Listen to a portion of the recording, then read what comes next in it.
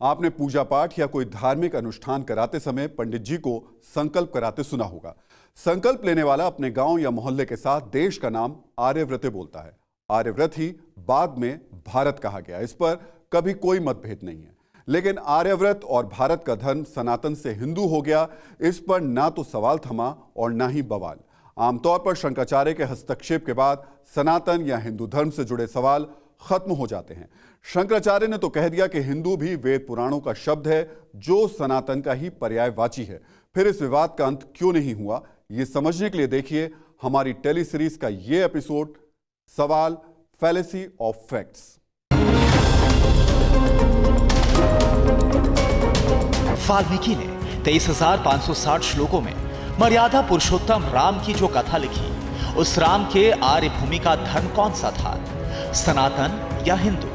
त्रेता युग में कृष्ण द्वैपायन व्यास के लिखे महाभारत में श्री कृष्ण भारत में किस धर्म की पुनः स्थापना के लिए प्रकट होने की बात कर रहे थे, सनातन धर्म या हिंदू धर्म? सनातन धर्म की मौजूदा सर्वोच्च धर्मगुरु शंकराचार्य निश्चलानंद सरस्वती ने इस विवाद को ही व्यर्थ माना, क्योंकि उनकी दृष्टि में सनातन और हिंदू इन दोनों शब्दों का अर्थ एक ही है।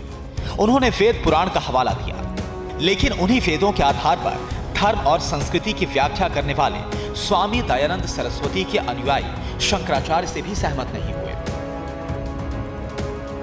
स्वामी दयानंद सरस्वती ने जिस आर्य समाज की स्थापना की, उससे जुड़े विद्वानों ने सनातन और हिंदू को एक मानने से इंकार कर दिया। सबूत के तौर पर उन्होंने भी वेद, पुराण, उपनिषद और धर्म ग्रंथों का ही हवाला दिया। आर्य समाजियों का दावा है कि चारों वेदों के किसी भी श्लोक में हिंदू शब्द उपलब्ध नहीं है। वेदों की 1000 से अधिक शाखाओं में भी हिंदू शब्द का जिक्र नहीं किया गया है। मनुस्मृति, याज्ञवल्क्य स्मृति, वशिष्ठ स्मृति, पराशर स्मृति जैसे आध्यात्मिक ग्रंथों में भी हिंदू शब्द कहीं नहीं है। उपनिषदों, योग, सांख्य, न्याय दर्शन और वेदांत में भी हिंदू शब्द का उल्लेख नहीं है। रामायण, भगवत गीता और महाभारत में भी हिंदू शब्द कहीं नहीं लिखा है। चाणक्य नीति, भर्तृहरि के नीति शतक, शुक्राचार्य नीति, विदुर नीति और कौटिल्य के अर्थशास्त्र में भी धर्म के नाम पर सनातन और आर्य का जिक्र तो है, लेकिन हिंदू शब्द किसी भी ग्रंथ में नहीं है। इस दावे के बाद सवाल उठा कि अगर हिंदू शब्द किसी वेद या धर्म ग्रंथ में नहीं है, तो फिर ऋग्वेद के जिस श्लोक में हिंदुस्तान की परिभाषा बताई गई है, वो क्या है? इसके जवाब में कई विद्वानों ने दावा किया कि यह श्लोक बृहस्पति अगम नाम के ग्रंथ में है, और ऐसा ही एक श्लोक कुलाणव तंत्र नाम के ग्रंथ में भी है। यह ग्रंथ तांत्रिक साधना का है और मान्यता है कि इसकी रचना 11वीं से 15वीं शताब्दी के बीच हुई, यानी उस दौर में जब फारसी और यूनानी भाषा में हिंदू शब्द चलन में आ चुका था। इन तर्कों के बाद तो हिंदू शब्द का विवाद खत्म हो जाना चाहिए था, लेकिन ऐसा हुआ नहीं, क्योंकि कई विद्वान हिंदू शब्द के पैदा होने की एक नई थ्योरी के साथ आ गए। ऐसे लोगों का दावा है कि हिंदू शब्द ना तो धर्म का नाम है और ना ही फारसी भाषा का। हिंदू शब्द भारत का भूगोल समझाने के लिए चलन में आया।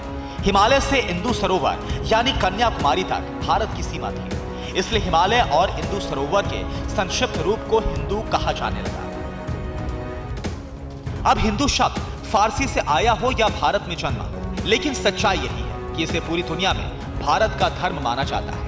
हालांकि गजब यह है कि भारत के लोग ही इस सवाल में उलझे हुए हैं कि हिंदू का मतलब भारत का भूगोल है या धर्म।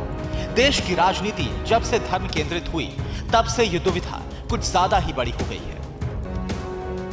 हिंदू और हिंदुत्व क्या है, यह सवाल 1966 में सुप्रीम कोर्ट के सामने आया, तो तत्कालीन चीफ जस्टिस पीबी गजेंद्र गड़कर ने अपने फैसले में लिखा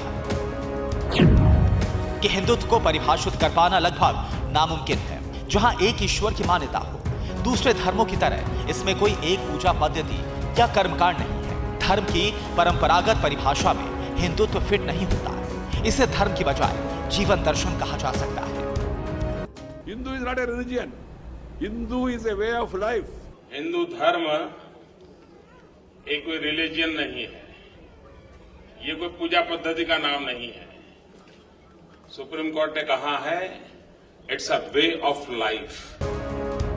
हिंदू शब्द को धर्म और धार्मिक कट्टरता से मुक्ति मिलने से पहले ही राजनीति में हिंदुत्व पर बवाल शुरू हो गया। जो नेता खुद को राजनीतिक मंचों से हिंदू बताते रहे, वही हिंदुत्व से दूरी भी बनाने में जुट गए। हिंदुत्व के सवाल पर बखेड़ा इतना बड़ा हो गया कि लोग ये सवाल भी भूल गए कि अगर हिंदू कोई धर्म नहीं है तो फिर हिंदुत्व के नाम पर हाय तौबा क्यों? हिंदू अगर भारत की भौगोलिक पहचान है तो इस हिसाब से हिंदुत्व और भारतीय में कोई अंतर कैसे हो सकता है?